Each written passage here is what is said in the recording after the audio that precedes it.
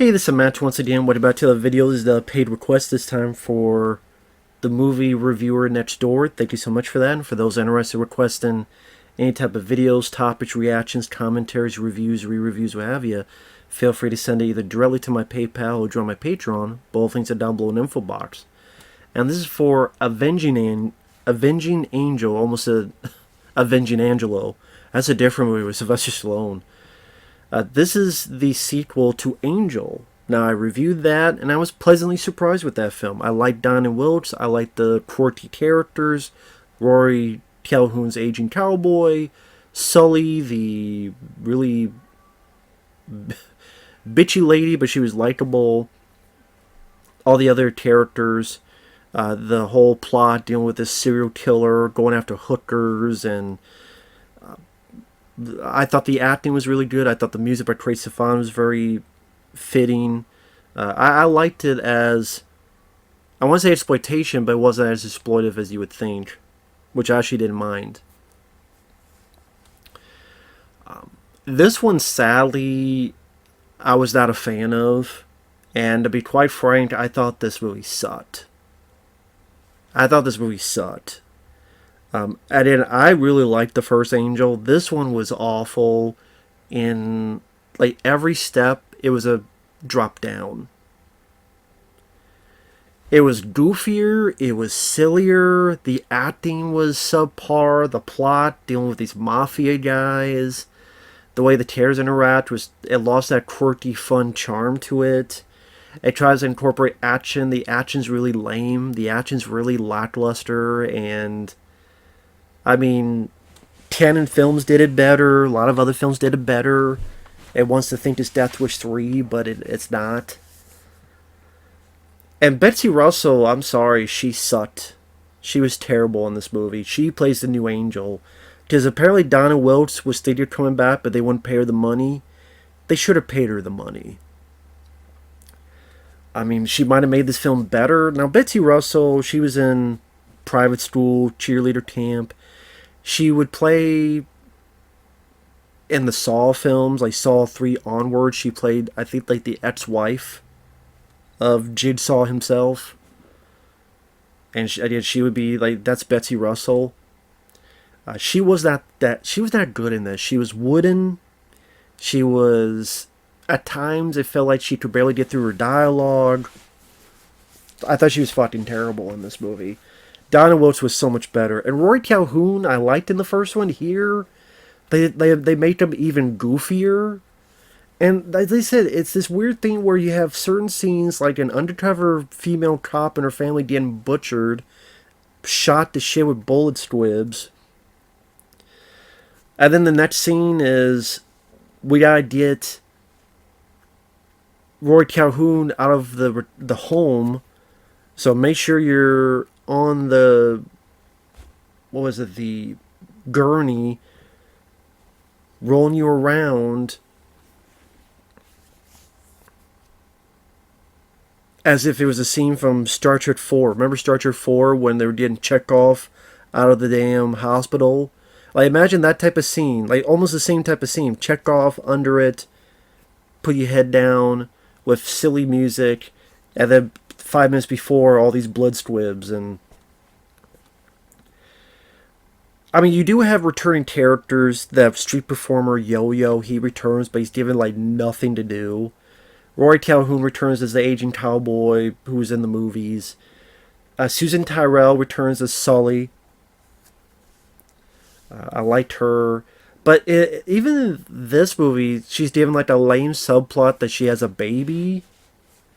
That's only used at the end for a ridiculous scene where the baby's fallen, but it's like an up close of the baby going, and then they put the camera upside down.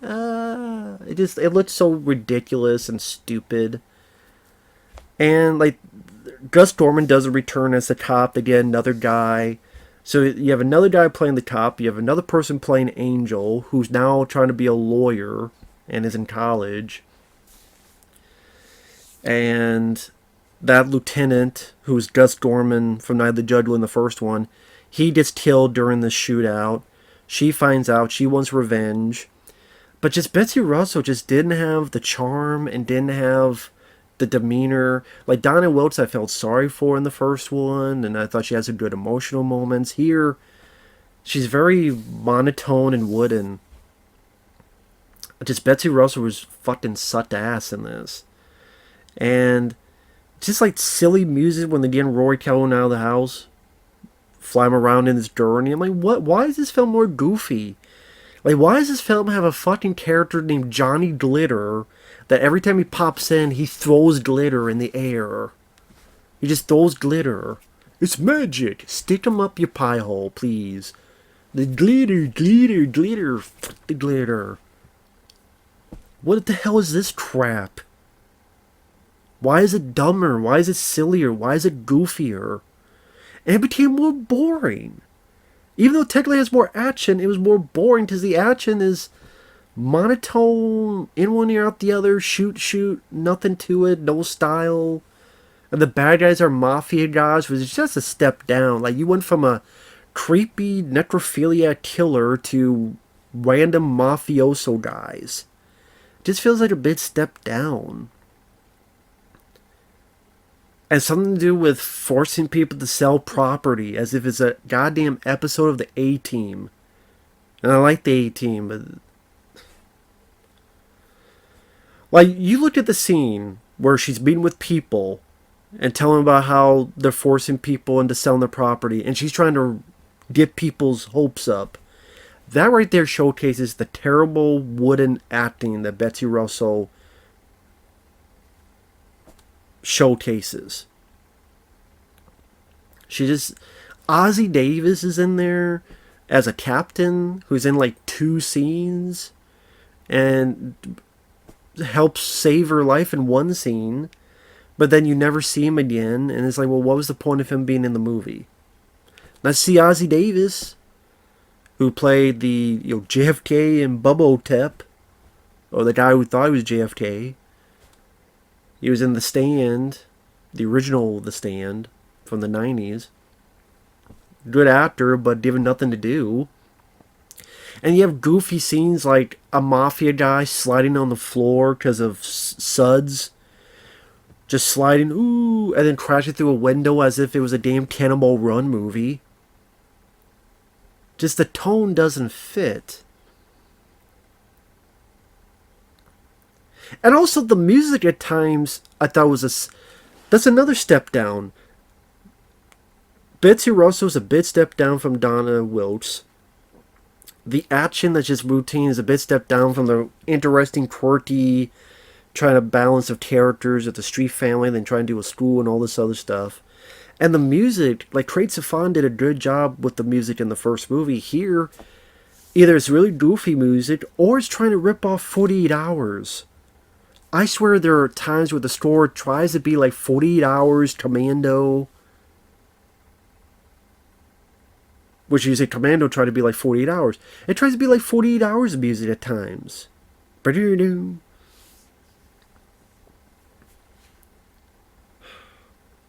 Frank Doubleday's in it.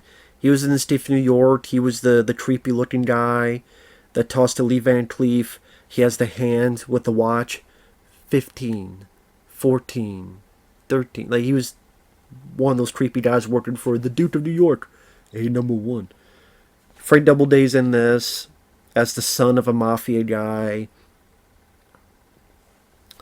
And again, the spoilers, when you get to the finale, it's really lame because Angel, Rory Calhoun, Sully, Johnny Glitter, Rock, whatever the hell his name was,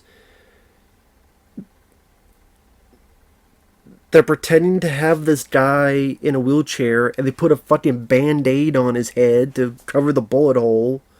Frank Doubleday's character. And the band-aid falls off while the bad guys have Little Buck the baby. There's a shootout, and I don't think Angel shoots a fucking person. Which is Johnny Glitter douchebag fucking firing crazy to bounce it off and hits himself in the leg and makes a guy go through a window. Rory Calhoun shoots 1 or 2 people. Sully shoots 1 or 2 people. Angel, I don't think, shoots a single fucking person. And the first one, I could deal with it. Here, no. Now it's too far. Now it's stupid. Like, why don't you have Angel kill the bad guy? Or kill the guy that killed the lieutenant? Or anything. Like, she didn't do anything in the finale. And then the baby falling is ridiculous. It looks ridiculous. This is obviously a fake baby. And then up close the baby going. Or upside down. It just looks so stupid and so silly with the slow-mo. Sully, that character is underused. Just like the yo-yo, that street performer is underused. We got more of the guy throwing glitter. Again, Betsy Russell is very wooden and terrible. This sequel sucked. This was an awful sequel. And this was dog shit. I mean,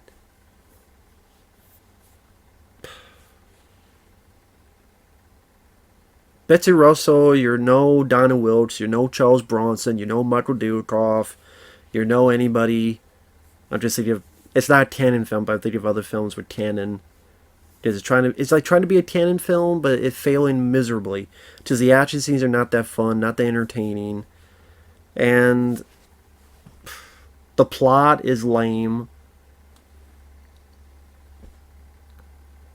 Her being a lawyer only comes into play once or twice. Once to get her and her cronies out of jail. I think one other time. I said the school stuff was an afterthought in the first film, but that was utilized a lot more than the whole lawyer college bit here. And like the whole father-daughter stuff out the window because the guy gets killed 5 minutes in. Which that was an interesting part of the first film. That's gone. This is lame duck fuck of a movie, man. Again, even the music, like I said, trying to be like 40 hours. I'm just repeating myself. But this is it is on Blu-ray from Vinegar Syndrome. You can get it on their website. I think it's like $25 or so. I think he has an interview with the director, his interview with Betsy Russell. Yeah. And 1985, like you think of 85. I mean, that's the year of Commando, Rambo First Blood Part 2. Didn't Death Wish 3 came out the same year? Invasion USA. That's like one of the prime years for action films, and this film didn't cut it. Hell, go watch Savage Streets instead. Even Savage Streets, I would say Savage Streets is a better version of this movie. Savage Streets is the better version of this film. Just go watch that movie with Linda Blair. Or go watch The First Angel, because that's more interesting and I think a better told story. And like Rory Calhoun is not as annoying here. He's not as annoying in the first film. Here he got a little bit more annoying, which was sad that they did that to him. And he worked well in the first one. I don't know what the hell happened. Like, what the hell happened, man? It's the same director. What the fuck happened to you? Maybe it showcases this guy's not an action guy. And that's why he wasn't utilized much in the first one. And what he utilized better in the first one, he said, nah, let's throw in some routine, one-note action scenes that wouldn't make a dead man rise, wouldn't make anybody, no pulse to be racing in this movie. So, with that said, thanks for watching. We'll see you guys later.